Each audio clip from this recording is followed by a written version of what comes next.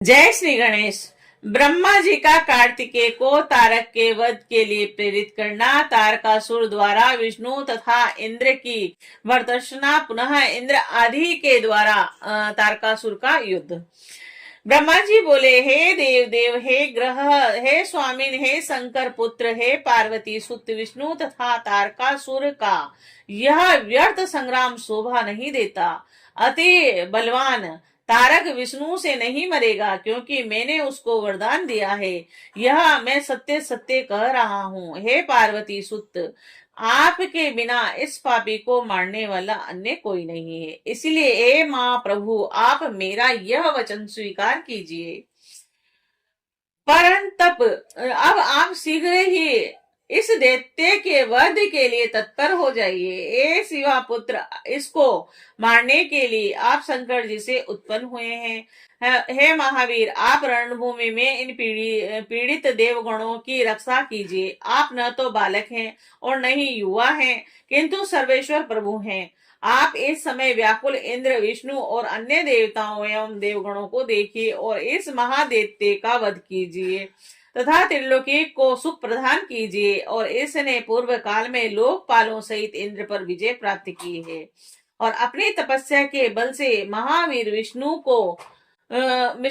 को भी अपमानित किया है। और इस दुरात्मा दैत्य ने संपूर्ण त्रिलोकी को जीत लिया और इस समय आपके सानिध्य के कारण उन देवताओं से पुनः युद्ध किया। इसी कारण आप इस दुरात्मा पापी तारकासुर का वध कीजिए। हे शंकरात्मज, यह मेरे वरदान के कारण आपके सिवा किसी अन्य से नहीं मारा जा सकता। ब्रह्मा जी ने कहा, मेरी यह बात सुनकर शंकर पुत्र कार्तिकेय प्रसन्नचित्त होकर हंसने लगे और ऐसा ही होगा यह वचन बोले। तब वे महाप्रभु शंकर पुत्र असुर के वध का निश्चय कर विमान से उतरकर पैदल ही गए और उस युद्ध भूमि में अपने हाथ में मोहल के समान महाप्रभाग युक्त देदीप्यमान शक्ति नामक अस्त्र को धारण किए हुए वह शिव पुत्र कार्तिकेय पैदल दौड़ते हुए अत्यंत शोभायमान हो रहे थे। अत्यंत प्रचंड, महाधैर्यशाली और अप्रमेय कार्तिकेय को अपने सम्मुख आता देखकर उस तारकासुर ने देवगणों से कहा, क्या शत्रुओं का वध करने वाले कुमार यही हैं?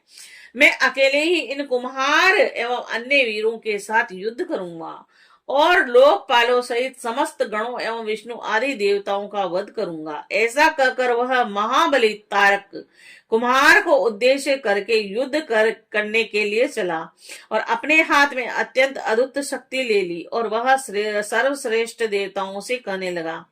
तारक बोला, हे देवगणों, तुम लोगों ने इस बालक कुम्हार को मेरे आगे कैसे कर दिया?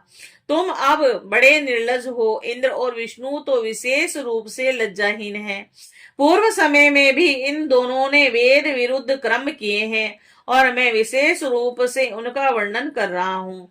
तुम लोग सुनो। इन दोनों में विशेष रूप से विष्णु तो छली और दोषी तथा अविवेकी है ही, जिसने पूर्व काल में पाप पूर्वक छल करके बलि को बांधा था और उसी ने प्रयत्न पूर्वक वेद मार्ग का त्याग कर दुर्तता से मधु तथा केटप नामक राक्षसों का सिर काट लिया था। और इसके बाद देवता एवं दैत्यों के अमृत पान के समय उसी ने मोहिनी रूप धारण कर पंक्ति भेद किया और वेद मार्ग को दूषित किया। और उसने रामा अवतार लेकर ताड़का स्त्री का वध किया और बाली को छिप कर मारा तथा विश्वा के पुत्र प्रिय रावण का वध किया। और इस प्रकार इसने वेद नीति का विनाश किया। पाप परायण इसने बिना अपराध के ही अपनी स्त्री का परित्याग कर दिया और इस प्रकार अपने स्वार्थ के लिए इसने वेद मार्ग को ध्वस्त किया। छठे परशुराम अवतार में इस दुष्ट ने अपनी माता का सिर काट दिया और गणेश को युद्ध में हराकर गुरु पुत्र का अपमान किया।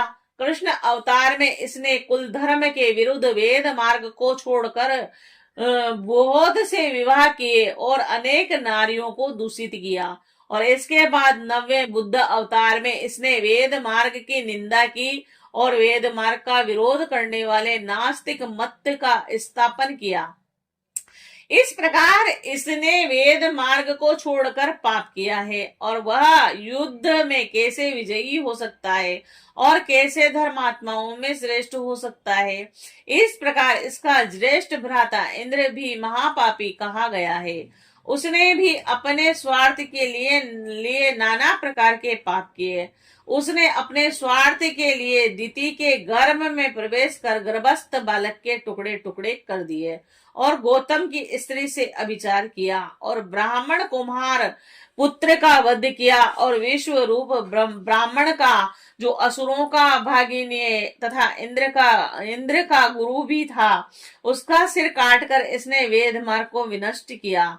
और इस प्रकार विष्णु एवं इंद्र वे दोनों बार बार अनेक पाप करके तेज से रहित विनष्ट पराक्रम वाले हो गए। और हे देवगणों, इन दोनों के बल से तुम लोग संग्राम में विजय नहीं प्राप्त कर सकोगे।